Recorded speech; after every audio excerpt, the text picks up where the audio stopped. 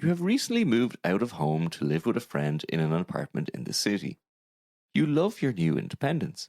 You don't have to ask for your parents' permission to leave the house. You can stay out late, and you can live with your best friend.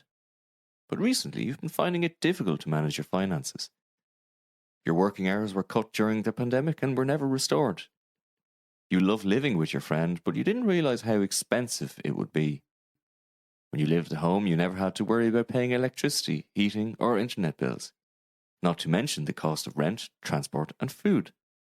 You wish you had learned in school about managing your money. In this instance, it definitely would have been more useful than algebra. Your wages barely cover your living expenses, and you have no spare money to socialise with your friends. You thought living in the city would be cool because there was so much to do, but in reality, you can't afford to do anything. You are also worried about your job security, as last week your company had to terminate the contracts for 3 people. You have been stressing about what would happen if the same thing happened to you. How would you be able to afford your rent and bills? You have no savings and feel overwhelmed thinking about it. That evening when you get home, your housemate John mentions that the internet and the electricity bill is due.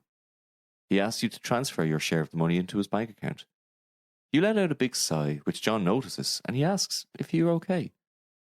You get upset and explain to him that you're worried because your bills have increased since COVID and you're working fewer hours than before.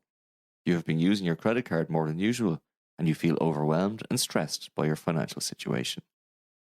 John hugs you and tells you not to worry. He explains that most people are finding it difficult to cope with the increase in the cost of living. He says that he read online that young people were the hardest hit economically by COVID-19, and many were unemployed or had no job security. He admitted that he also worried about money and found it difficult to budget his money every month.